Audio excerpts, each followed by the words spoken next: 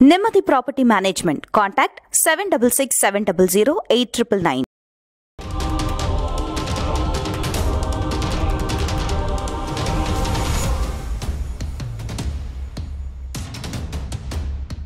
Fourth Estate தமிழர்களுக்கு வணக்கம். நான் உங்கள் அருள்மொழிவர்மன். Fourth Estate தமிழ் வழங்கும் பெரிதும் பெரிதுகள் நிகழ்ச்சியில் நம்ம நடந்திருக்கிறார் வரலாற்று எழுத்தாளர் மரியாதைக்குரிய திரு மன்னர் மன்னன் அவர்கள். வணக்கம். வணக்கம். எப்படி இருக்கீங்க? நல்லா இருக்கு. மிக்க மகிழ்ச்சி உங்களை சந்திச்சதில்லை. பணத்தின் பயணம் அது வந்து ஒரு முக்கியமான ஒரு பொருளாதாரத்தை குறித்த ஒரு மக்களுக்கு தாக்கத்தை ஏற்படுத்திய மக்கள் மத்தியில் ஒரு பேசுபொருளான ஒரு நூல். அதே போல தான் அடுத்து மிக முக்கியமான ஒரு நூலாக ராஜராஜ சோழன் பற்றிய ஒரு நூல் வெளிவந்தது. அதன் பிறகு தற்போது ரீசெண்ட் டைமில் வந்து இந்த பொன்னியின் செல்வன் திரைப்படம் வந்து ரொம்ப ஒரு வைரலாக மக்கள் மத்தியில் பேசப்பட்டுச்சு. அது தொடர்பாக எல்லோருக்குமே இருந்த கேள்வி, எல்லாரும் பொன்னியின் செல்வன் கல்கி எழுதின பொன்னியின் செல்வனை கம்பேர் பண்ணி எப்படி நடந்திருக்கும், என்ன நடந்துச்சு அப்படின்னு கேட்டாங்க. அதில் ரொம்ப முக்கியமான ஒரு கேரக்டர் வந்து ஆதித்த கரிகாலன் தான். ஸோ ஆதித்த கரிகாலன் அவரை பற்றிய ஒரு நூலையும் வந்து நீங்கள் வந்து கொண்டு வர போகிறீங்க. தலைப்பை வந்து நீங்களே சொல்ல முடியுமா? தலைப்பை ஆதித்த கரிகாலன் கொலை அதுதான் வந்து தலைப்பு. ஸோ இந்த தலைப்பு குறித்து உங்களுடைய புத்தகம் வந்து வெளிவர இருக்குது அப்படிங்கிறத நாங்கள் வந்து அறிந்தோம். என்னுடைய ஃபர்ஸ்ட் கேள்வி அப்படிங்கிறது, ஆதித்த கரிகாலன் கொலை பற்றி ஒரு புத்தகம் எழுத வேண்டிய தேவை அல்ல அதை பற்றி ஒரு சிந்தனை உங்களுக்கு எப்படி வந்துச்சு? இல்லை, எனக்கு வந்து பார்த்தீங்கன்னா 2008ஆவது ஆண்டில் இந்த கல்வெட்டு பட்டயம் அதெல்லாம் படிக்கிறப்பயே நான் வந்து இந்த உடையார்குடி கல்வெட்டை படித்தேன். படிக்கிறப்ப என்ன இந்த கல்வெட்டை பற்றி யாரும் சரியாக மக்களுக்கு சொல்லலையே அப்படின்னு ஒரு ஒரு ஒரு நெருடல் இருந்தது. ஏன்னா இப்போது குடவாயில் கீல்டு பை சம் பர்சன் அப்படின்னு ஒரு போடுறாரு. அப்போ முதல்ல படிக்கிறப்போ பிராமணர்னு அவருக்கு தெரியுது இல்லை, அது சோழர் சேர்ந்த பிராமணர்கள் எழுதினவர் வந்து பின்னாடி வந்து அதை மாற்றி எழுதிட்டு என்ன பண்ணுறாருன்னா, அப்போ யார் கொன்னாங்கன்னு வந்துடும்ல. அப்போ அவர் என்ன பண்ணுறாருன்னா, இந்த கொலையை பண்ணது உத்தம சோழனாக இருக்கலாம்ட்டு அவர் தான் முதல்ல ஒரு கதை எழுதுறாரு. அப்பதான் சந்தேகத்தை கொண்டு வந்து அவர் ஒரு கட்டுரை எழுதுறாரு. அதை ஒரு மையமாக வச்சு தான் நிறைய பேர் வந்து சோழர் வரலாறு புரிஞ்சுக்க ஆரம்பிச்சாங்க. அதற்கு பிறகு தீவை சதாசிவ பண்டாரத்தார் என்ன பண்ணுறாருன்னா, எப்படி நீங்கள் வந்து இப்படி தப்பாக சொல்லலாம், கொன்னது வந்து பிராமணர்கள் தான் கல்வெட்டில் இருக்குன்னு சொல்லிட்டு அவர் 40களில் வந்து அந்த கல்வெட்டை படித்து அறிவிக்கிறார். பேர்லாம் அதில் இருந்தது. ஆமாம், 3 பேரோட பேர் ரவிதாசன் மற்றவங்க பேரும் இருந்தது. இப்போ வந்து இதில் என்ன சிக்கல்னா, நம்ம தமிழ்நாடு அரசு இப்போ வரைக்கும் சொல்லலாம், பாடப்புத்தகத்தில் பார்த்தீங்க அப்படின்னா பெரும்பாலும் வந்து பாடப்புத்தக பகுதிக்கு வந்து இவங்க வந்து நீலகண்ட சாஸ்திரியோட புத்தகம் தான் எடுத்துப்பாங்க. அதில் இருக்க தவறை சுட்டி காட்டின தீவை சதாசிவ பண்டாரத்தோட புத்தகத்தை அவங்க பாடத்திட்டத்தில் எடுத்துக்க மாட்டாங்க. 2017ஆவது ஆண்டில் ஒரு தனியார் நாளிதழுக்கு வந்து ஒரு பல்கலைக்கழக பேராசிரியர் வந்து பேட்டி கொடுக்குறாரு. அவர் சொல்கிறார், இன்னைக்கு இருக்கக்கூடிய ஆய்வு மாணவர்களுக்கு சதாசிவ பண்டாரத்தார்னா யாருன்னே தெரியல. ஆய்வு மாணவர்களுக்கு தெரியலன்றார். உண்மை அது. ஆய்வு மாணவர்களுக்கு தெரியாது. நீங்கள் பார்த்தீங்கன்னா எல்லாரும் வந்து இந்த சோழர்கள் புத்தகத்தை தான் முக்கியமான புத்தகம் அப்படின்னு கொண்டு போய் காமிப்பாங்க. ஓகே, மிக முக்கியமான சில கல்வெட்டுகளை வேணும்னே திருச்சும் படிச்சிருக்கிறாரு, சில கல்வெட்டுகளை தப்பாகவும் படிச்சிருக்காரு நீலகண்ட சாஸ்திரியார் அவர்கள். இப்போ அப்படி ஒரு புத்தகத்தை வச்சுட்டு நீங்கள் இந்த புத்தகத்தை அடிப்படையாக ஒரு சோழர் வரலாறு, அது அடிப்படையாக வச்சு ஒரு நாவல் அப்படின்னு போகிறப்போ இந்த முதல் கோணல் முற்றும் கோணல்ங்கிற மாதிரி ஒட்டுமொத்த வரலாறும் வந்து சீரழிக்கப்பட்டிருக்கு அப்படின்னு தான் நான் பார்க்குறேன். எல்லாருக்குமே தெரிஞ்சது வந்து அருள்மொழிவர்மன் ஆட்சிக்கு வந்து 2 ஆண்டு கழிச்சு தான்ப்பா வந்து தண்டனை கொடுத்தாரு அப்படிங்கிறது தான் ஒட்டுமொத்தமாக மக்கள் மத்தியில் போய் சேர்ந்துருக்குது. இப்படியே தப்பான ஒரு புரிதல். சோழர் காலத்தில் பார்த்தீங்கன்னா ஒரு பெரிய தப்பு, ஒரு பெரிய ஒரு கூட்டத்து மேலே நடவடிக்கை எடுக்கிறாங்கன்னு வச்சுக்கோங்களேன், ஒட்டுமொத்தமாக எல்லாரோட நலத்தையும் என்ன பண்ணுவாங்கன்னா அந்தந்த நிர்வாக சபைகள் பிடிங்கி வச்சுக்கும். இப்போ ஊருங்கிறது ஒரு இடம், அதே மாதிரி சபைன்னு ஒன்று சொல்லுவாங்க. இப்போ வந்து பிரம்மதேயம் இருக்குன்னா அதோடைய நிர்வாக அமைப்பு வந்து சபை. நீங்கள் வந்து சாதாரண பொதுமக்கள் வேளார்கள் வாழக்கூடிய இடத்துல இருக்கிறது வந்து ஊர். இது 2க்கு மேலே இருக்கிறவங்க நாட்டார். ஓகே, நாட்டார் வந்து அவங்க தான் இதெல்லாம் பண்ணிப்பாங்க. இப்போ வந்து உங்கள் ஊர் வந்து அந்த இடத்த நிர்வகிக்கும், சபை நிர்வகிக்கும். அதனுடைய அந்த ஒட்டுமொத்த கட்டுப்பாடுங்கிறது நாட்டார்கிட்ட இருக்கும். ஒட்டுமொத்தமாக அந்த நிலத்தை பிடிங்கி வச்சுப்பாங்க. பின்னாடி எப்போ நேரம் இருக்கோ அப்போ தான் நடவடிக்கை எடுப்பாங்க. இப்போ ஆர்டிஓ ஆஃபீஸில் வந்து ஒரு வண்டியை பிடிங்கி வச்சிடறாங்க, பிடிங்கின உடனே வித்துட்டு அடுத்த வேலை பார்ப்பாங்களா? எத்தனை வருஷமாக கிடக்கு, வெயிட் பண்ணுவாங்க. அரசாங்கம் கையகப்படுத்தக்கூடிய நிலங்களை விற்கிறதுக்குன்னு ஒரு காலகட்டம் ஆகும். அந்த அடிப்படை ஒரு புரிதலே இல்லாமல் ராஜராஜ சோழன் வந்து நடவடிக்கை எடுத்தார், நடுவில் உத்தம சோழன் நடவடிக்கை எடுக்கல. அதை விட இன்னொரு ரொம்ப ஒரு மோசமான ஒரு செய்தி நான் சொல்கிறேன். சோழர் வரலாறில் வந்து அரசர்களுடைய காலகட்டங்களில் வந்து ஒரு கணக்கு போட்டிருக்காங்க. இப்போ வந்து 956 அல்லது 7ஆவது ஆண்டில் வந்து உத்தம சோழன் சுந்தர சோழர் வந்து ஆட்சிக்கு வந்துட்டார் அப்படின்னா அந்த கணக்கு ஆரம்பிக்குது. இப்போ சுந்தர சோழர் வந்து பார்த்தீங்கன்னா 17 ஆண்டுகள் வந்து ஆட்சி பண்ணியிருக்கிறாரு. அதுக்கு வந்து 4 கல்வெட்டுக்கு மேலே இருக்குது, 17ஆவது ஆட்சி ஆண்டு கல்வெட்டு அப்படின்ட்டு. இது விஷயம். அதுக்கு அடுத்து அவருக்கு பின்னாடி வந்து உத்தம சோழர் வந்து 16 ஆண்டு ஆட்சி பண்ணியிருக்கிறாரு. அவருடைய 16ஆவது ஆட்சி ஆண்டில் வெளியிட்ட வந்து செப்பேடு நம்ம கிட்டக்க இருக்குது. அதற்கு பிறகு ராஜராஜ சோழனுடைய காலகட்டம் வருது. இவங்க என்ன பண்ணிட்டாங்கன்னா, இந்த அரசர் ஆட்சி முடிஞ்சோன்னு 2வது அரசர், அடுத்த அரசர்னு கணக்கு போட்டுருக்காங்க. இந்த கணக்கே முதல்ல தப்பு. எதனால தப்புன்னா, இப்போ வந்து சுந்தர சோழர் இருக்காரு, அவரோட ஆட்சி கூடவே தானே ஆதித்த கரிகாலன் ஆட்சி பண்றாரு. சுந்தர சோழருக்கு பின்னாடி ஒரு வரல. ஆமா, சுந்தர சோழர் சைமல்டேனியஸா தான் அவர் பண்றாரு. ஓகே, இந்த முறை தான் சோழர் ஆட்சி முழுக்க இருந்தது, இந்த இவங்க கணக்கு போற காலம் முழுக்க. அப்பனா இவரோட ஆட்சி அவரோட ஆட்சி கிட்டத்தட்ட ஒரே அரசர்கள் இருப்பாங்க. ஒரு ராஜகேசரி இருப்பாரு, ஒரு பரகேசரி இருப்பாரு. புரியுதுங்களா? அப்போ வந்து ஒரு அரசர் வந்து ராஜகேசரி இருக்கிறாருன்னா அவருடைய ஆட்சியினுடைய இறுதி காலத்தில் ஒரு பரகேசரி அவர் கூப்பிட்டு அவர் வந்து கூட வச்சுப்பார். 2 வருஷம் 3 வருஷம் சேர்ந்து இப்போ வந்து ராஜராஜ சோழன் கூட வந்து ராஜேந்திர சோழன் 2 வருஷம் சேர்ந்து ஆட்சியை பகிர்ந்துக்கிட்டார். இப்போ இந்த பகிர்ந்துக்கிட்ட கணக்கு எங்கே போகும்? அதையும் சேர்க்கணும். அப்போ அதையும் சேர்க்கணும். அதை சேர்க்காம அவங்க கணக்கு போட்டு ஒட்டுமொத்த வரலாறையும் வந்து குழப்பி விட்டாங்க. குழப்பி விட்டதுக்கு பின்னாடி என்ன ஆச்சுன்னா, நம்ம வந்து ஒரு கல்வெட்டை பார்க்குறோம். இந்த அரசனுடைய இந்த ஆட்சி ஆண்டுலன்னு ஒரு கல்வெட்டில் இருக்கும். அதே மாதிரி வானியல் குறிப்பு இருக்கும். இந்த மாதத்தில் இந்த நட்சத்திரத்தில் வந்து கொடுத்தோம் அப்படின்ட்டு இந்த வானியல் குறிப்பை வச்சு அந்த ஆண்டை கண்டுபிடிக்கலாம். உதாரணத்துக்கு இந்த உடையார்குடி கல்வெட்டை பார்த்தீங்கன்னா, அந்த விற்பனை நடந்த ஆண்டு என்ன வருதுன்னு பார்த்தீங்கன்னா, இந்த நட்சத்திரத்தில் இந்த திதியிலன்னு சொல்லி அவங்க அந்த கல்வெட்டிலே குறிப்பிட்டிருக்காங்க. அதை வந்து நம்ம வானியல் கூட பொருத்தி பார்க்குறப்போ 988ஆவது ஆண்டு வருது. சரி, ராஜராஜ சோழன் ஆட்சிக்கு வந்தது 985ன்னு எல்லாருக்குமே தெரியும். 985. அப்போ 2வது ஆட்சி ஆண்டு எப்படி 988 வரும்? யாராவது கேட்டாங்களா? 87 தான் வரணும். 87 தான் அதிகபட்சம் வரலாம். நீலகண்ட சாஸ்திரியார் வந்து அதுக்கு என்ன விளக்கம் சொன்னார்னா, நடந்து முடிஞ்ச ஆட்சி ஆண்டை குறிப்பிட்டிருக்கலாம். ஆனால் அப்படி ஒரு முறை சோழர்கள் கிடையாது. பாண்டியர்கள் நடந்து முடிந்த ஆட்சி ஆண்டை குறிப்பாங்க, சோழர்கள் வந்து அப்படி குறிப்பிட மாட்டாங்க. 2வது ஆட்சினா நடந்துகிட்டு இருக்க ஆட்சி ஆண்டுன்னு குறிப்பிடுவாங்க. அப்போ இந்த ஒரு கல்வெட்டு மட்டும் எப்படி வேற முறையில் பொறிக்கப்பட்டது? இப்போ முதல்ல கல்வெட்டுன்னா என்ன, ஆட்சி ஆண்டுன்னா என்ன, எப்படி கணக்கு போடுறாங்க, இந்த முறை வந்து மக்களுக்கு இது வந்து சொல்லப்படணும்.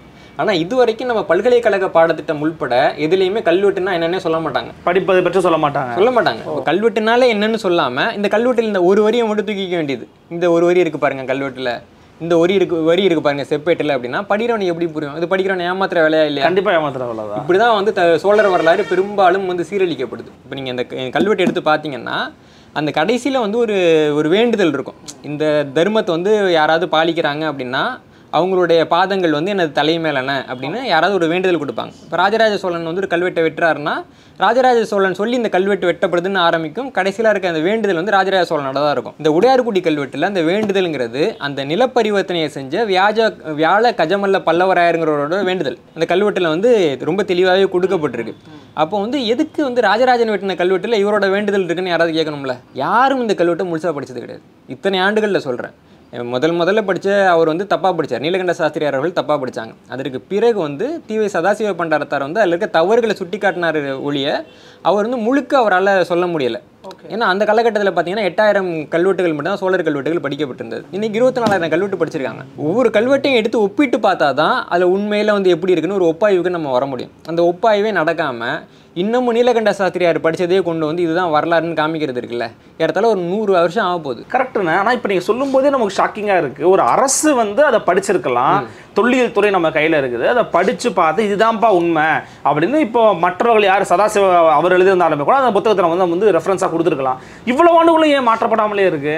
நடுவில் வந்து பார்த்தீங்கன்னா மதிப்பிற்குரிய முதுமனைவர் குடவாயில் பாலசுப்ரமணியன் அவர்கள் மட்டும் இந்த கல்வெட்டை படித்து சொன்னாங்க. முழுசாக படித்து அவங்க தான் முதல் தடவையாக சொல்கிறாங்க இதில் இருக்கிறது வந்து ஒரு ஆட்சி ஆண்டு இல்லை 2 ஆட்சி ஆண்டு. நீங்கள் பார்த்தீங்கன்னா இந்த பரிவர்த்தனை நடந்தது 2வது ஆட்சி ஆண்டு.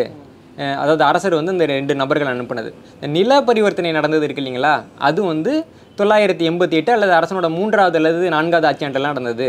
2யும் வந்து ஒரே சமயத்தில் நடந்ததுன்னு நீலகண்ட சாஸ்திரியார் வந்து குழப்பிக்கிட்டாரு. அதற்கு காரணம் சாஸ்திரியாருக்கு வந்து கல்வெட்டு வாசிக்கிறதுல நல்ல பயிற்சி இல்லாதது அப்படின்னு குடவாயில் பாலசுப்ரமணியன் அவர்கள் சொல்லியிருந்தாரு.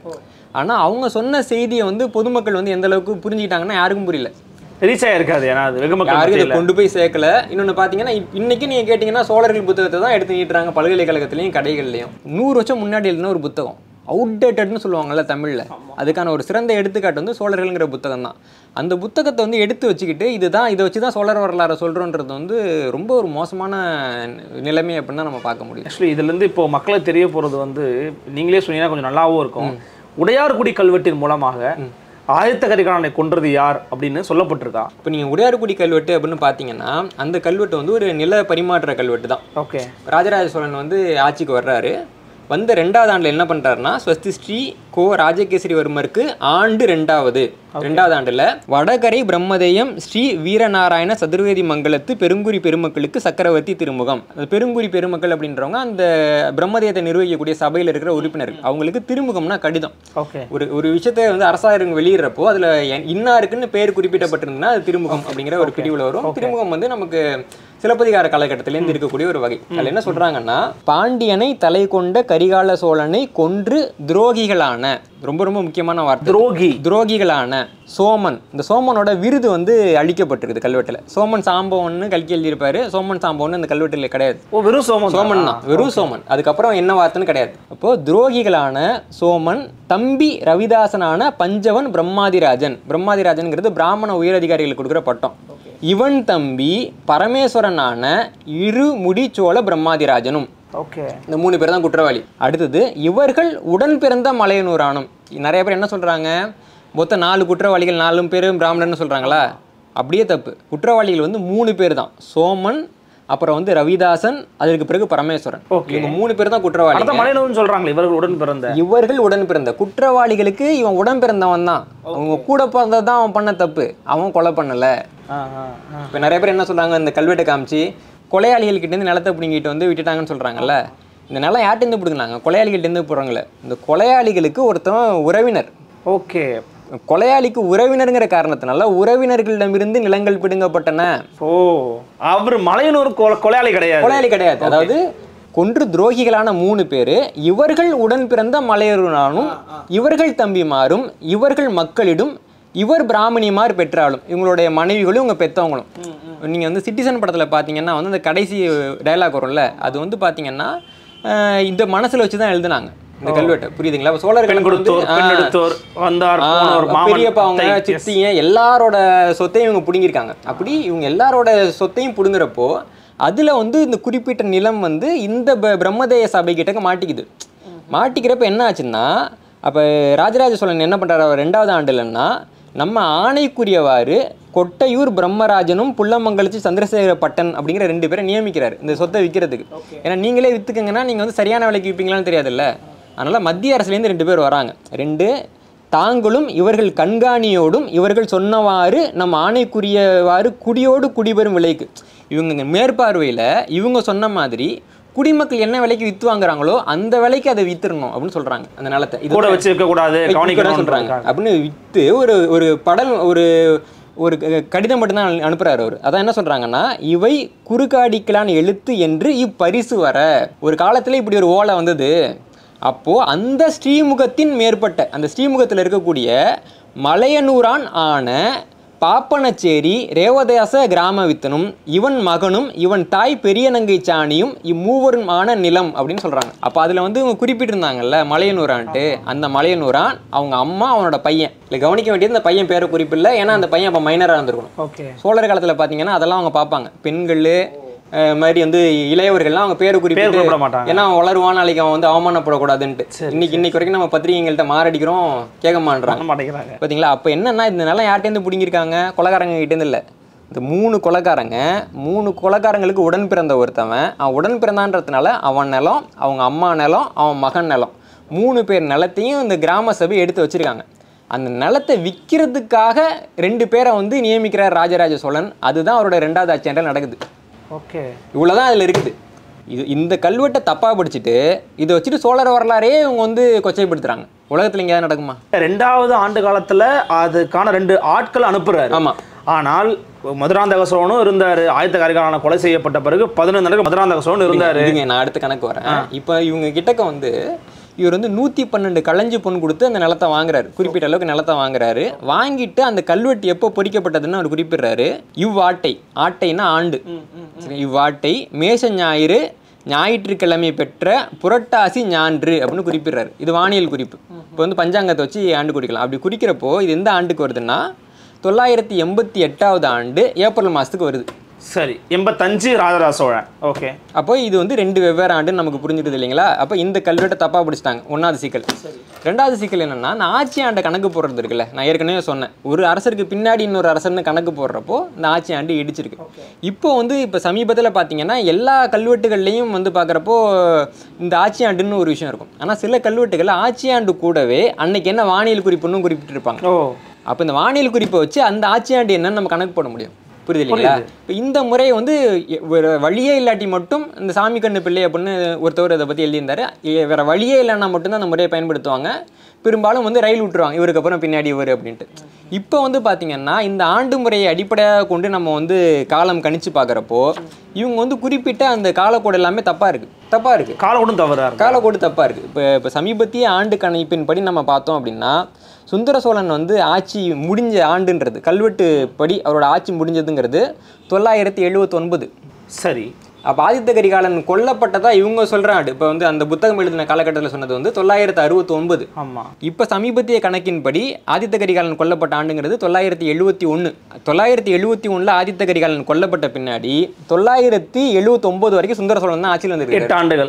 8 ஆண்டு ஆட்சியில் இருந்திருக்காரு. அப்போ 8 ஆண்டு ஆட்சியில் இருக்காருன்னா அவர் தான் அந்த குற்றவாளிகளுக்கு தண்டனை கொடுத்துருப்பாரு. அப்போ எப்படி வந்து இதுக்குள்ள வந்து உத்தம சோழன் பேர் வருதுன்னு எனக்கு புரியல.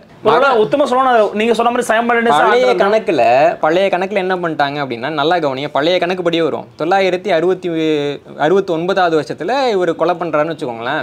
அப்போ வந்து தீவை சதாசிவ பண்டாரத்தார் என்ன எழுதிட்டாருன்னா, மகன் இறந்த துயரத்திலேயே வந்து அரசர் சுந்தர சோழன் இறந்திருப்பாரு அப்படின்னு எழுதினார். ஆனால் அதே சமயம் நம்ம வந்து இந்த சோழர்கள் புத்தகத்தை எடுத்து பார்த்தோம்னா அதில் வந்து நீலகண்ட சாஸ்திரியாரே 973 வருஷத்து வரைக்கும் கூட உத்தம சோழர் சுந்தர சோழர் வந்து உயிரோடு இருந்திருப்பாருன்னு எழுதுறாரு. இப்போ இவங்க கணக்குப்படி பார்த்தாலே நீங்கள் கடைசியாக பொன்னியின் செல்வனில் எழுதியிருப்பாங்க, மகன் இறந்த பின்னாடி 3 வருஷம் கழிச்சு தான் வந்து சுந்தர சோழர் இறந்து போனார் அப்படிலாம் அவங்க குறிப்பிட்டிருப்பாங்க. இறக்குற வரைக்கும் அவர் தாங்க அரசர். புரியுது இல்லையா? இவங்க என்ன புரிஞ்சுக்கிட்டாங்கன்னா, ஆதித்த கரிகாலன் இறந்த உடனேயே சுந்தர சோழருக்கும் சேர்த்து மாற்றாக அந்த இடத்துல வந்து உத்தம சோழன் வந்தான், அவன் தான் வந்து உடனே ராஜாவானான்னு புரிஞ்சுக்கிறாங்க. அப்படி நடக்கல, அப்படி இல்லை வரலாறு. இப்போ வந்து பார்த்தீங்கன்னா சுந்தர சோழர் இருக்காரு, அவருக்கு கீழே தான் ஆதித்த கரிகாலன் வந்து அரசராக இருக்கிறாரு. ஆதித்த கரிகாலன் இறந்த உடனே ஆதித்த கரிகாலனுக்கு என்ன பட்டம் கொடுக்கப்பட்டதோ அதே பட்டத்தை தூக்கி உத்தம சோழனுக்கு கொடுத்து அவரும் சுந்தர சோழருக்கு கீழே தான் 8 ஆண்டுகள் அரசராக இருக்கிறாரு. அப்போ பேரரசர் வந்து யாருன்னா சுந்தர சோழர் தான். அப்போ யார் தண்டனை கொடுத்தானா சுந்தர சோழர் தான் தண்டனை கொடுத்தாரு, அவர் தான் தண்டனை கொடுத்துருக்க முடியும். இந்த கணக்கே புரியாமல், புரியுதுங்களா? அப்போ வந்து இந்த காலக்கோடுன்னா என்னென்னு புரியாது, கல்வெட்டுன்னா என்னென்னு புரியாது. அதான் சொல்கிறேன். இப்போ இது வந்து நம்ம நேரடியாக சொல்கிறோம்னு வச்சுக்கோங்களேன், என்ன சான்று வச்சிருக்கீங்கன்றாங்க. 50க்கும் மேற்பட்ட கல்வெட்டுகள் 50க்கும் மேற்பட்ட செப்பேடுகளை வாசி தான் அதை நான் சொல்கிறேன். இது அப்படியே வேற மாதிரி இருக்குது நீங்கள் சொல்கிறது. சோழர் வரலாறு மிக தப்பாக எழுதப்பட்டுள்ளது. நேர்மையாக சொல்கிறேன். எனக்கு வந்து நீலகண்ட சாஸ்திரியார் அவர்கள் மேலே பெரிய மரியாதை இருந்தது. நான் வந்து இப்போ என்னுடைய முதலாவது புத்தகம் எழுதுறப்பெல்லாம் அவருடைய ஆய்வு திறனை வியந்திருக்கேன். ஆனால் நீங்கள் வந்து 1931 ஒரு செய்தி சொல்கிறீங்க, 34 அதே செய்தியை நீயே திருச்சி எழுதுறேன்னா நீ என்ன ஆய்வாளர்? இன்னும் சொல்கிறேன், இப்போ ராஜராஜ சோழன் குந்தவை எல்லாம் சேர்ந்து தான் அவரை கொன்னாங்கன்னு ஒரு கதை வருதா? அப்படியே ஒரு இமேஜினேஷன் போகுது. 1971 வரைக்கும் அப்படி ஒரு கதையே கிடையாது. விவேகானந்தா கல்லூரி மாணவர்கள்லாம் வந்து ஒரு ஆண்டிதழ் போடுறாங்க, அதில் வந்து வரலாறு பற்றி எதுவுமே தெரியாத ஒரு தற்குறி வந்து ஒரு கட்டுரை எழுதுறாரு. அந்த கட்டுரையில் தான் முதல் முறையாக ராஜராஜ சோழனும் குந்தவையும் சேர்ந்து அவர் கொண்டு இருக்கலான்னு அந்த தற்குறி எழுதுது. அந்த தற்குறி எழுதுனதை இவங்க இன்னைக்கு வரைக்கும் தூக்கிட்டு வந்து காமிக்கிறாங்க, இங்கே பாருங்க ராஜராஜ சோழன் கொண்டுட்டாருன்ட்டு. யார் சொன்னா உனக்கு? எந்த வரலாற்று ஆய்வாளர் சொன்னார்? என்ன ஆதாரம் வச்சிருக்கிற நீ? சோழர்கள் மேலே யாராவது ஒருத்தவங்க இந்த மாதிரி ஒரு அவதூறை கொடுத்தாங்கன்னா, புது அவதூறு வந்திருக்கு, வாங்க கொடுங்க அப்படின்னு சொல்லி வாங்கி வச்சு கவுத்துக்கிறாங்க. புரியுதுங்களா? இதே வந்து நான் கேட்குறேன், தமிழ்நாடு சாங் இருக்குது, இவங்க வந்து விஜயநகர பேரரசுக்கு பாடத்திட்டம் போடுறாங்க, அதில் இப்படி பிள்ளை இருக்கான்னா கிடையாது. அது கிளியராக இருக்குது, அது ரொம்ப தெளிவாக இருக்குது. அரசர்கள் மேலே வந்து அவர் உண்மையாகவே தப்பு பண்ணியிருந்தாருன்னா கூட அவர் பண்ணி இருக்கலாம் என்று கூறப்படுகிறதுன்னு போடுறாங்க. இதுக்கு மட்டும் பார்த்தீங்கன்னா சோழர் காலம்னா இப்படி தான் இருந்தது, இவர் கொன்றாராம், இவர் தின்றாராம்னு எழுதுறாங்க. பார்ப்பனர்களுக்கு வந்து அவங்க வந்து தண்டனை கொடுக்கல. எப்படி கொடுக்கலன்னு சொல்கிறீங்க? சோழர் கால தண்டனைகள் பற்றி தியாகராஜன் அவர்கள், ஆய்வாளர் தியாகராஜன் அவர்கள் வந்து ஒரு கட்டுரை எழுதியிருக்காரு. அந்த கட்டுரை எப்படி ஆரம்பிக்கிறாருன்னா, சோழர் கால கல்வெட்டுகளில் வந்து யார் குற்றம் செஞ்சாங்க, தண்டனை பெற்றாங்கன்ற கல்வெட்டுகள் நமக்கு நிறைய கிடைக்குது. இந்த கல்வெட்டுகளை பார்க்கின்ற பொழுது பெரும்பாலும் சோழர்களால் தண்டிக்கப்பட்டவர்களாக பிராமணர்கள் இருந்திருக்கிறார்கள்னு அவர் எழுதுறாரு. ஒட்டுமொத்தமா சோழர் காலத்துல அதிகமாக தண்டனை பெற்றவர்கள் வந்து கல்வெட்டு அடிப்படையில் பிராமணர்கள். நான் எடுத்து காமிக்கவா? தியாகராஜன் அவர்கள் எழுதியிருக்கிறார். இது போக தமிழக தொல்லியல் துறை திருமால்புரம்னு ஒரு புத்தகம் வெளியிட்டிருக்காங்க. ராஜராஜ சோழன் காலகட்டத்தில் திருமால்புரம்ங்கிற ஒரு பகுதியில் இருக்க கோயிலுக்கு வந்து உத்தம சோழனோட பையன் போறாரு. ராஜராஜ சோழன் கிட்ட உத்தம சோழரோட பையன் அதிகாரியாக வேலை பார்த்தாரு, நிறைய பேருக்கு தெரியாது. அப்போ வந்து ஸ்ரீகாரியம்னு சொல்லக்கூடிய அந்த கோயிலெல்லாம் கோயில் நிர்வாகத்தையா பார்த்துக்கிட்டு ஒரு அதிகாரியாக இருந்தார். அவர் போகிறப்ப பார்த்தீங்கன்னா ஒரு கோயிலில் வந்து கோயிலுக்கு வந்து பார்த்தீங்கன்னா படைக்கிறதுக்குன்னு சொல்லி ஒரு தானம் இருக்கும். இவங்க வந்து ஒன்றுத்தையும் சரியாக படைக்காமல் அந்த தானத்தை பயன்படுத்திட்டு இருக்கிறத பார்க்குறாரு. அந்த கோயிலை தணிக்கை பண்ணுறாரு. தணிக்கை பண்ணி 3/4 கிலோ தங்கத்தை வந்து அபராதமாக போட்டு வாங்கினார். அந்த கல்வெட்டு வந்து தமிழக தொல்லியல் துறை தான் திருமால்புரம்ங்கிற பேரில் வெளியிட்டாங்க. இருக்குது. ராஜராஜ சோழனுடைய படைகள் வந்து நம்ம பக்கத்தில் பார்த்தோன்னா கர்நாடகாவில் பிராமணர்களை கொன்னாங்க அப்படின்னு கல்வெட்டு இருக்குது. கேரளாவில் வந்து சாலை அந்த படையெடுப்பில் பிராமணர்களை கழுத்தறுத்து கொண்டாங்க அப்படின்னு காந்தலூர் சாலை அந்த படையெடுப்பில் வந்து கழுத்தறுத்து கொண்டாங்க அப்படின்னு இருக்கு. அதற்கு முன்பாக பார்த்தீங்க அப்படின்னா பராந்தக சோழனுடைய காலகட்டத்தில் பிராமணர்களுடைய அந்த நிலங்கள் தணிக்கை செய்யப்பட்டன அப்படின்னு இருக்கு. இந்த சோழர்கள் காலத்துக்கு முன்னாடி பார்த்தீங்கன்னா பெரிய கோயில்லாம் வந்து மூலவருடையார் சபைன்னு ஒரு சபை இருக்கும், பிராமணர் சபை, அவங்க நிர்வகிச்சாங்க. அந்த சபைகள் வந்து சோழர் காலத்தில் கலைக்கப்பட்டனு இருக்கு.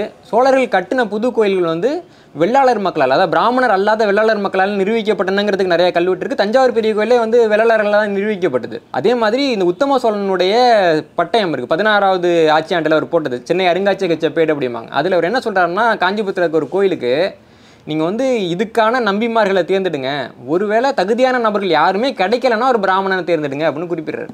தகுதியானவங்க கிடைக்கலன்னா அப்போ அவங்க நியமிக்கிறதுல பிராமணர்கள் இல்லைன்னு அர்த்தம். பிராமணர்கள் இருக்க வேணாம், யாருமே கிடைக்கல அப்படின்னா கடைசி வாய்ப்பாக பிராமணர்கள் நீவிங்கன்னு சொன்ன உத்தம சோழன் செப்பேடு இருக்குது.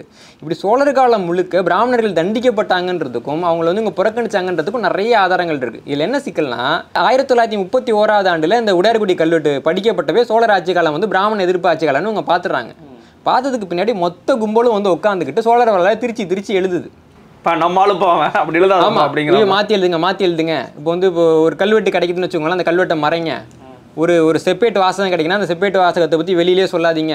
இப்போ சோழர் செப்பேட்டை பற்றி படிக்கணுமா, இப்போ சோழர் செப்பேட்டை பற்றி படிக்கணும்னா யார் படிக்கணும், தொல்லியல் துறையில் இருக்கிறவங்க படிக்கணும். காஞ்சி சங்கர மடத்தில் இருக்கிறவங்க தான் சோழர் செப்பேட்டில் பெரும்பான்மையாக படிச்சிருக்காங்க. இதுக்கு எதுக்கு தொல்லியல் துறை நடத்துறீங்க? சங்கர மடத்தில் இருக்கவங்க படிக்கிறாங்களா?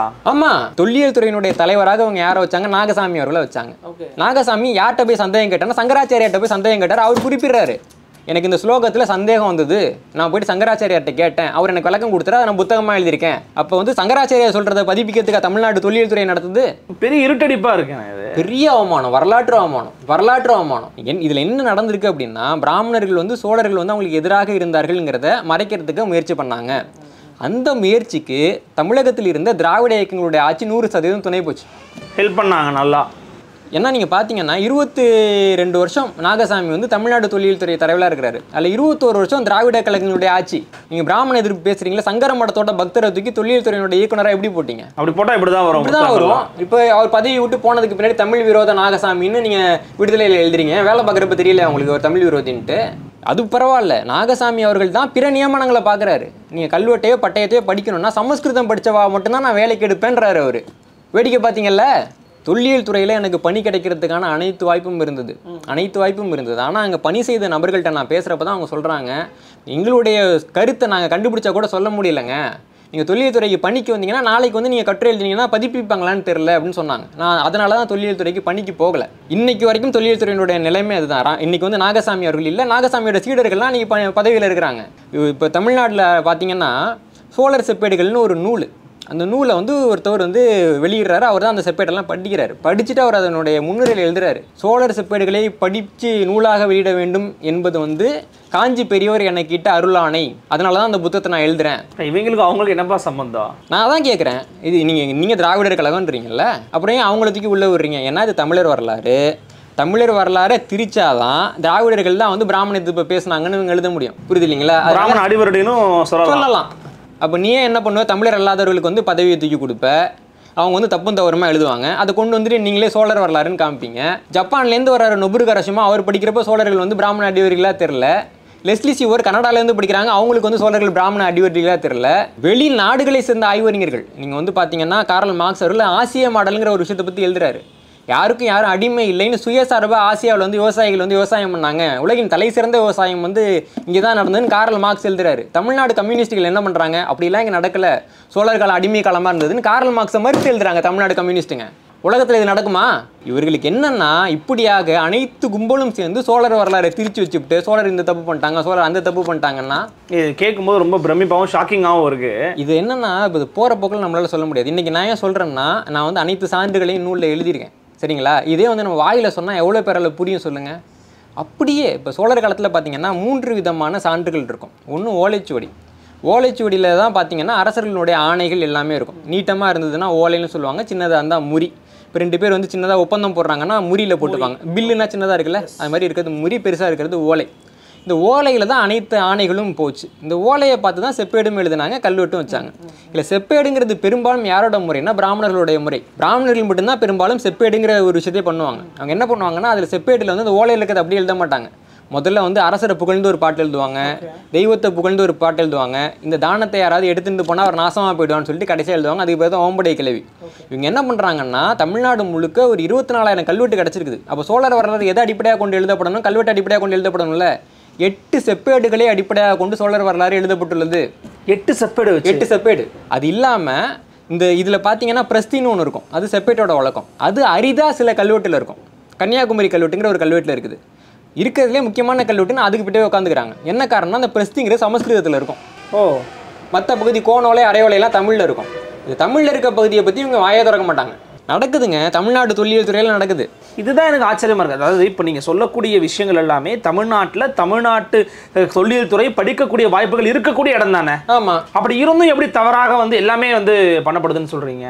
பண்ணப்படுது நான் சொல்கிறீங்கல்ல, நான் வந்து இந்த புத்தகங்கள்லாம் இருக்கிறதா சொல்கிறேன் இல்லைங்களா. நான் வந்து முதலாக 2008 படிக்கிறப்போ எனக்கு எவ்வளோ அதிர்ச்சி இருந்ததுன்னெலாம் நம்ம சொல்ல முடியாது. ஏன்னா இப்போ எனக்கு வந்து பல்லவர் வரலாறோ சோழர் வரலாறோ எழுதணும்லாம் அவசியம் கிடையாது. நான் வந்து ஒரு துறையில் இருக்கிறேன். எனக்கு என்னென்னா மனசு எப்படி சொல்கிறது, உங்களுக்கு என்னுடைய வரலாறு அது ஒரு வகையில் இல்லைங்களா. அப்போ நம்ம எப்படி சொல்லாமல் போக முடியும் அப்படின்னு நம்முடைய வரலாறு ஆக்சுவலி கண்டிப்பாக இல்லை. அப்போ எனக்கு வந்து பெரிய புரிதல்லாம் கிடையாது. நான் வந்து ஒரு தமிழ் தேசிய பின்புணி இருக்கக்கூடிய ஒரு குடும்பத்தில் இருந்தாலும் நான் வரல. என்னுடைய குடும்பம் திராவிட இயக்க பின்னணி இருக்கக்கூடிய குடும்பம் தான். நான் வந்து சில பேர்கிட்ட பேசுகிறப்ப பார்க்குறேன், சில நபர்கள், இந்த திராவிட இயக்கங்கள் இருக்கக்கூடிய சில நபர்கள், கம்யூனிச இயக்கங்கள் இருக்கக்கூடிய சில நபர்கள் வந்து இவங்க சொல்கிறதுலேருந்து முரண்படுறாங்க. இந்த இயக்கத்திலே இருந்தாலும் இவங்க பேசுகிற வரலாறு சரியில்லை. மேத்தூர் ராசுகுமார்னு ஒருத்தர் சோழர் கால கோயில் பொருளாதாரம் பற்றி ஒரு புத்தகம் இருக்காரு. அதில் வந்து அவர் சோழரை பற்றி இவங்க தப்பாக சொல்கிறாங்கன்னு அவர் எழுதுறாரு. நீங்கள் பார்த்தீங்கன்னா பரமசிவன் வந்து அவர் வந்து திராவிட இயக்க சார்பாளர். ஆனால் அவருடைய வரலாறு வந்து திராவிட இயக்கத்துக்கான சார்பு வரலாறு கிடையாது. மாறி வருது. அப்போ அதே மாதிரி பார்த்தீங்கன்னா செங்குட்டுவன் அப்படின்னு ஒருத்தவர் பெரியாரோட தனி செயலாளராக இருந்தார். அவர் வந்து மன்னர்கள் அப்புறம் பிராமணர்கள் சூழ்ச்சி பற்றி ஒரு புத்தகம் போடுறாரு. அதில் பார்த்தா தமிழ் மன்னன் ஒருத்தம் கூட இல்லை. விஜயநகரை பற்றி எழுதியிருக்காரு, நாயக்கரை பற்றி எழுதியிருக்காரு. தமிழ் மன்னர்கள் ஒன்றுமே இல்லை. தமிழ்நாட்டில் நமக்கு என்ன சொல்கிறாங்கன்னா, சோழர்கள் பிராமண அடிவடியாக இருந்தாங்க, பல்லவர்கள் இருந்தாங்கன்றாங்க. ஆனால் நீங்கள் விஜயநகர வரலாறு மாதிரி ஒரு மோசமான வரலாறு கிடையாது. அதை பற்றி இவங்க வாயை திறக்க மாட்டேன்றாங்க. அப்போ இவங்களுடைய நோக்கம் என்னென்னா, உண்மையான சிக்கலை பேசுறது கிடையாது. அதற்கு மாறாக எந்த பழி வந்தாலும் அது வந்து சோழர் காலத்திலேருந்தே இருந்தது அப்படின்னு எழுதுறது தான் அவங்க நோக்கமாக இருக்குது. இந்த நோக்கம் எப்போ ஆரம்பிக்குதுன்னா, 1931 உடையார்குடி கல்வெட்டு படிக்கப்படுது இல்லை, அப்பயே பார்க்குறாங்க ஆரம்பிக்குது. இப்போ எல்லாம் கேட்குறாங்கல்ல, ஏன் வந்து சோழர் வரலாறு பற்றி நீங்கள் நிறையா பதில் கொடுக்குறீங்க அப்படின்னு. பாண்டியர் வரலாறு பற்றி இவ்வளோ புரளி இருக்கா? இல்லை. இவ்வளோ திருப்பி வேலை இருக்கா? கிடையாது. இந்த உடையார்குடி கல்வெட்டு படிக்கிற அதே காலகட்டத்தில் வீரபாண்டியனோட ஆட்சி காலத்தை அவங்க நிர்ணயம் பண்ணுறாங்க. அப்போ சரியாக கல்வெட்டில் ஆட்சி ஆண்டு குறிப்பெல்லாம் பார்த்து வானியல் குறிப்புப்படி இவங்க நிர்ணயம் பண்ணுறாங்க.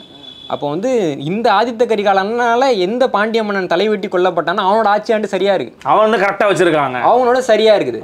ஆனால் கொன்ன ஆதித்த கரிகாலனோட சரியா இல்லை. புரியுது இல்லைங்களா? அப்போ தான் வந்து இப்போ எல்லாம் நிறைய பேர் கேட்பாங்க, இது வந்து ஒரு சின்ன சம்பவம் தானே அப்படின்ட்டு.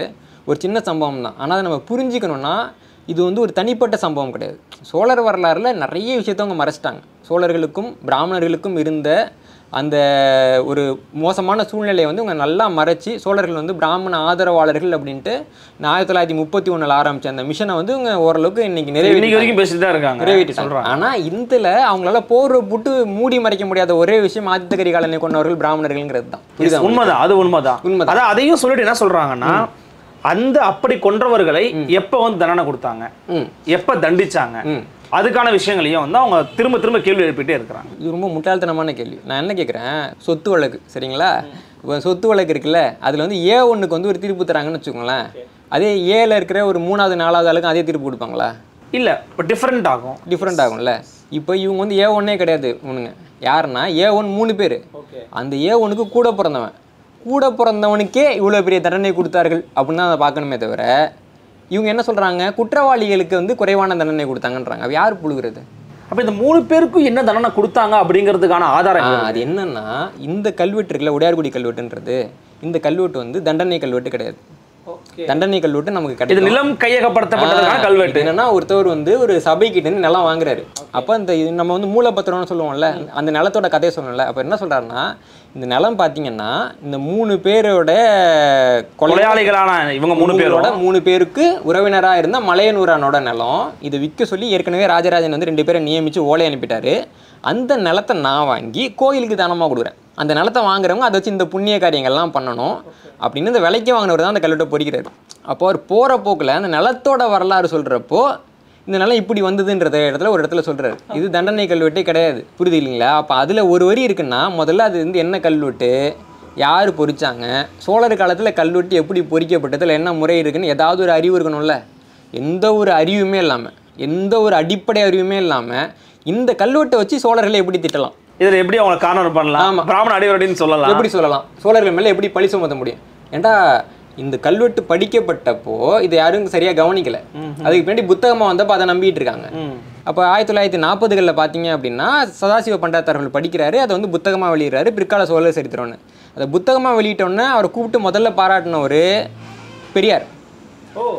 பாராட்டிட்டு அதுக்கு பின்னாடி சிதம்பரம் பகுதியில் எந்த ஒரு விழா நடந்தாலும் அதில் சதாசிவ பண்டாரத்தார்களை கூப்பிட்டு தமிழ்நாட்டில் பிராமணர்கள் தண்டிக்கப்பட்டதற்கான ஒரு கல்வெட்டு கிடச்சிருக்குது, அதை தமிழரான பண்டாரத்தார் தான் நமக்கு சொன்னாங்க அப்படின்னு ஆரம்ப காலத்தில் திராவிட இயக்கங்கள் சொல்லிட்டு இருந்தது. பெரியார் சொல்லிட்டு இருந்தாரு, மேடைக்கு மேலே சொல்லிட்டு இருந்தாரு,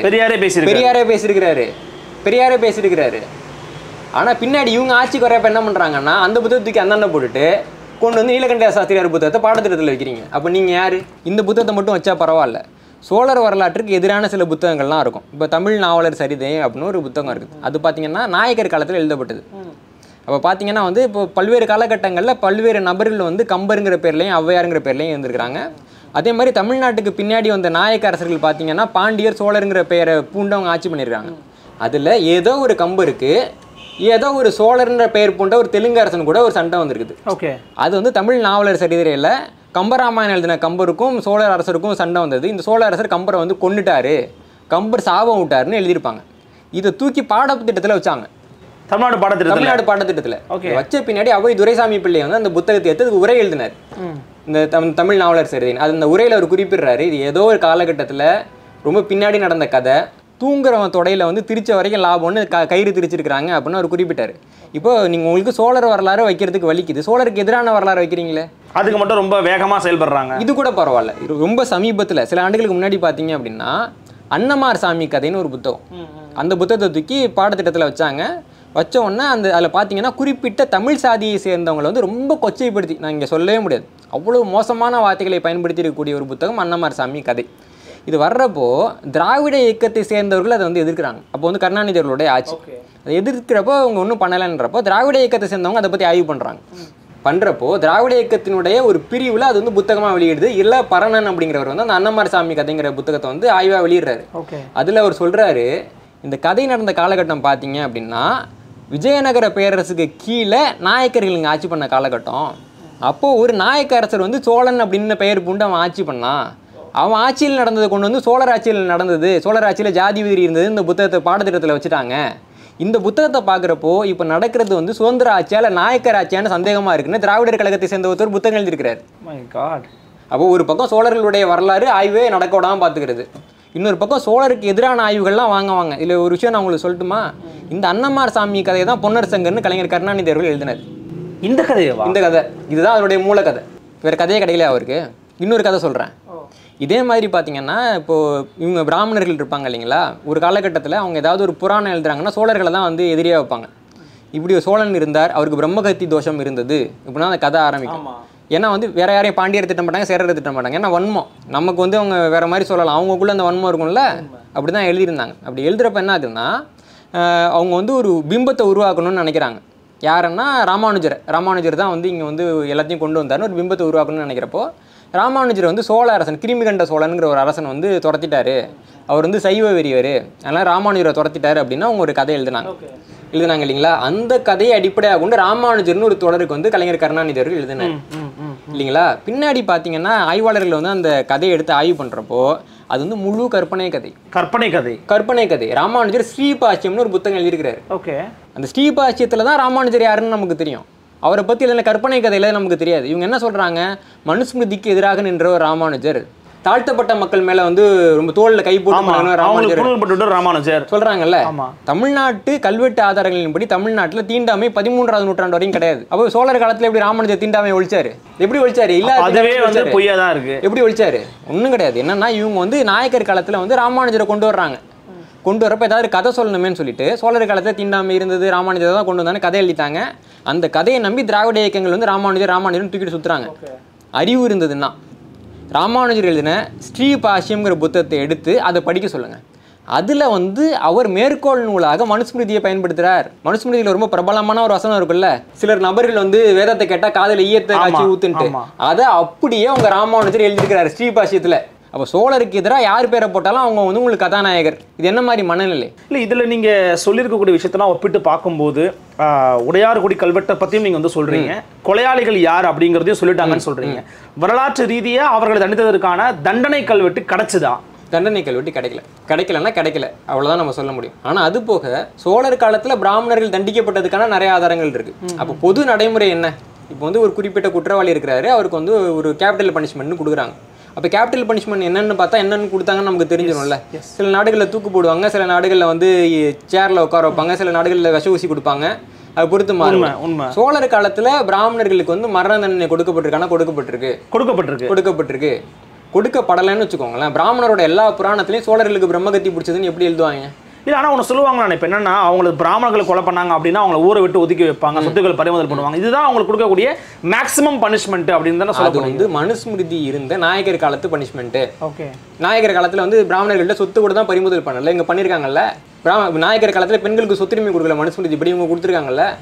நாயக்கர் காலத்தில் பெண்களுக்கு வந்து தத்தெடுக்கிற உரிமை கிடையாது, சோழர் காலத்தில் இருந்தது இல்லை, பெண்கள் தத்தெடுத்தாங்கல்ல. நாயகர் காலத்துக்கு யாரும் பேசவே மாட்டேங்கிறாங்க. அப்போ என்னன்னா உங்களுக்கு நீங்கள் ஒன்று நாயக்கர் வரலாறு போய் எழுதுங்க, யார் வேணான்னா விஜயநகர வரலாறையும் நாயக்கர் வரலாறையும் கொண்டு வந்து சோழர் வரலாறாக மாற்றி எழுதுறது. விஜயநகர் காலகட்டத்தில் பார்த்தீங்க அப்படின்னா கிருஷ்ணதேவராயர் வந்து பிராமணர்களை தண்டிக்க முடியல. அவரோட பையனுக்கு வந்து பிராமணர்கள் விஷம் வச்சு கொடுத்தாங்க. பிராமணர்களை வந்து கொலை பண்ணால் பிரம்மகத்தி வரும்னு சொல்லிட்டு அந்த கொலையாளி இவர் வந்து சிறையில் தான் வச்சுருந்தார். 2 கண்ணையும் பிடிக்கிட்டு சிறையில் தான் வச்சுருந்தார். அவரை கொல்ல முடியலன்னு சொல்லி கிருஷ்ணதேவராயர் இறந்து போனார். அப்போது ஒரு பிராமண கொலையாளியை தண்டிக்க முடியாமல் அந்த மன அழுத்தத்தை செத்து போன அரசர் யார்? கிருஷ்ணதேவராயர். நடந்தது விஜயநகரம். அது கொண்டு வந்து ஏன் சோழர் வரலாறு எழுதுறீங்க? எங்கள் ஊரில் இப்படி நடக்கலையே, புரியுதுங்களா? அப்போ என்ன பண்ணுறாங்கன்னா நாளைக்கு வந்து இந்த வரலாறை ஒப்பிட்டு பார்க்கும் பொழுது தமிழர் வரலாறு அளவுக்கு பேருடைய வரலாறை இவங்க உயர்த்த முடியாதுன்றப்போ தமிழர் வரலாறை தாழ்த்துறாங்க. இதில் தான் வந்து ஒரு பக்கம் பார்த்தீங்க அப்படின்னா திராவிட இயக்கமும், இன்னொரு பக்கம் வந்து இந்த வரலாற்றுத்துறையில் இருக்கக்கூடிய பிராமணர்களும் கைகோர்த்து, ஏன்னா இது 2 பேருக்குமே இது உங்கள் சொந்த வரலாறு கிடையாது இல்லைங்களா, கைகோர்த்து எந்த அளவுக்கு தாழ்த்த முடியுமோ அந்த அளவுக்கு தாழ்த்தி உங்கள் சோழர் வரலாறு எழுதியிருக்கிறாங்க. அதில் வந்து இவங்க வந்து மறைக்க முடியாத ஒரு சம்பவமாக அந்த ஆதித்த கரிகாலன் கொலைன்னு ஒன்று உறுத்திக்கிட்டே இருக்குது. இவங்க என்ன சொல்லுவாங்க, இப்போ வந்து என்ன சொல்கிறாங்கன்னா சோழர்கள் வந்து பிராமணரை கொல்ல மாட்டாங்க, எவ்வளோ பெரிய தப்பு பண்ணாலும் கொல்ல மாட்டாங்க, கரெக்டுங்களா? ராமானுஜர் யார்? பிராமணர் தான். அவர் கொல்ல பார்த்தாங்கன்னு நீயே சொல்கிற, ஒன்று சொல்லணும்ல, ஒன்று சொல்லணும். ஒன்று கொல்லவே மாட்டாங்கன்னு சொல்லு, கொல்லுவாங்கன்னா கொல்லுவாங்கன்னு சொல்லு. அப்போ உங்களுக்கு தேவைன்னா கொல்லுவாங்கன்னு ஒரு கதை, உங்களுக்கு தேவை இல்லாட்டி கொல்ல மாட்டாங்கன்னு ஒரு கதை. வெக்கமா இல்லையா அதெல்லாம்? கரெக்ட். ஆனால் எனக்கு இன்னும் இந்த கல்வெட்டே கிடைக்கலன்னா இது இன்னும் வேற மாதிரிலாம் போயிருக்குமோ எனக்கு தோணுது. இதுக்கு முன்னாடி இந்த கல்வெட்டு கிடைக்கிறதுக்கு முன்னாடி பார்த்தீங்கன்னா திருவாலங்காட்டு செப்பேடுன்னு செப்பேடு இருக்கும். அதில் விண்ணுலகத்தை காண வேண்டும் என்ற ஆசையால் ஆதித்த கரிகாலன் விரைவில் போயிட்டார் அப்படின்னு இருக்கும். அதை தான் அவங்க வரலாறுன்னு சொல்லிட்டு இருந்தாங்க. 91 அந்த கல்வெட்டு கிடைச்சப்போ இதை பற்றி ரொம்ப யோசிச்சாங்களா என்னன்னு தெரியல. அவர் நீலகண்ட சாஸ்திரியார் உடனே எல்லா கல்வெட்டையும் படிக்கிற மாதிரி படித்து எழுதிட்டார். அப்படியே அதனுடைய பிரச்சனை என்னங்கிறது அவருக்கு பின்னாடி தான் புரிஞ்சிருக்கு.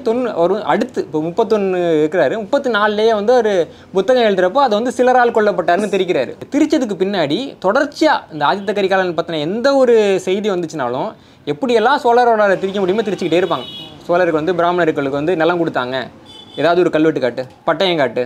ராஜராஜ சோழன் 250 பிரம்மதேயம் கொடுத்தாரு, காட்டு. இவங்க காலகட்டத்தில் வந்து கோயில்களில் வந்து சமஸ்கிருதம் தான் இருந்தது, கல்வெட்டில் இருக்கா? இது இப்போ செப்பேடு கிடச்சி, சோழர் கால செப்பேடு தான், செப்பேட்டில் ஒன்று சமஸ்கிருதம் கிடச்சிச்சா? ஆதாரமே கிடையாது. என்னென்னா தமிழ்நாட்டுக்குள்ளே இந்த வர்ணாசிரம ஜாதிப்படி நிலை, பிராமண ஆதிக்கம்லாம் வந்துருச்சு. எந்த காலகட்டத்தில் வந்ததுன்னு யாருக்கும் தெரியாது. திராவிட இயக்கங்கள் ஆட்சிக்கு வர்றாங்க. அவங்க என்ன பண்ணுறாங்கன்னா நாம தான் இதை கொண்டு வந்தோம் அப்படின்னு சொன்னோன்னா இப்போ நாளைக்கே நம்ம ஜாதி ஒழிப்புன்னு பேசினா அவங்க எப்படி பார்ப்பாங்கன்னு யோசிச்சு அப்படியே கொண்டு போயிட்டு சோழர் கணக்கில் எழுதுன்னு ஆசைப்படுறாங்க. சோழர்களை கொச்சப்படுத்துறதுக்கு இவங்களுக்கு ஒரு உள்நோக்கம் இருக்குது. அந்த உள்நோக்கத்துக்கு யார் வந்து இவங்களுக்கு ரொம்ப ஏய்பாக இருக்காங்கன்னா பிராமணர்கள் ஏய்பாக இருக்கிறாங்க. 2 பேரும் சேர்ந்துக்கிட்டு சோழர் வரலாறு சதைச்சு வச்சிருக்காங்க. திராவிடர் இயக்கம் ப்ளஸ் பிராமண இயக்கம், அப்புறம் வந்து கம்யூனிஸ்ட் கட்சியில் இருக்கக்கூடிய பிராமணர்கள், 3 பேருடைய பங்குமே வந்து அளப்பரிய பங்கு. இதில் கம்யூனிஸ்டுகள் பங்கும் இருக்குது. இதில் கம்யூனிஸ்டுகள்னு நான் அவங்களை சொல்ல விரும்பலை. ஏன்னா இப்போ கம்யூனிஸ்டம் அப்படின்னா இப்போ மார்க்சிஸ்ட்னா மார்க்ஸ் சொல்கிறத ஏற்றுக்கிறவங்க மார்க்சிஸ்ட். மார்க்ஸ் தப்பாக சொல்லிட்டாரு, பிராமணர் சரியாக சொல்லிட்டாங்கன்னு சொல்கிறவங்க என்ன மாதிரி மார்க்சிஸ்டே இல்லையா அவங்க? இந்த மாதிரி மார்க்சிஸ்ட் தான் தமிழ்நாட்டில் இருக்கிறாங்க. இவங்க திருப்பி என்ன சொல்கிறாங்க, சோழர் காலம் அப்படிலாம் இல்லை, காரல் மார்க்ஸுக்கு தெரில, நாங்கள் சொல்கிறது தான் வரலாறு. அவருக்கு கல்வெட்டு படிக்க தெரியாமல் படிச்சிட்டாரு, இந்த அம்மா செப்பேட்டை படிக்க தெரியாமல் படிச்சுட்டு. இவங்களாம் ஆய்வாளர்களா? நான் வானமாமலைங்கிற ஒருத்தவர் சோழர் காலத்தில் அறப்போர்கள்னு சொல்லிட்டு ஒரு 6 கல்வெட்டை படிச்சுட்டு என்ன சொல்கிறாருன்னா, இங்கே பாருங்கள் சோழர் கால கல்வெட்டு, இவங்க வந்து மக்கள்கிட்ட இருந்து அதிகமான வரி விதிச்சாங்க, அங்கே பாருங்கள் மக்கள் போராட்டம் பண்ணாங்க, அங்கே பாருங்கள் அந்த போராட்டம் இப்படிக்கா வந்ததுன்னு சொல்லிட்டு ஒரு கதை சொல்லிட்டு இருந்தார். பின்னாடி வந்து நொபுரு கரோஷிமாங்கிற ஒரு ஜப்பானிய ஆய்வாளர் அதை படிச்சுட்டு கல்வெட்டு சரியாக தான் படிச்சிருக்கீங்க, ஆனால் ஆண்டை நீங்கள் சரியாக கவனிக்கல, அது சோழர் காலம்ல விஜயநகர் காலம்னாங்க.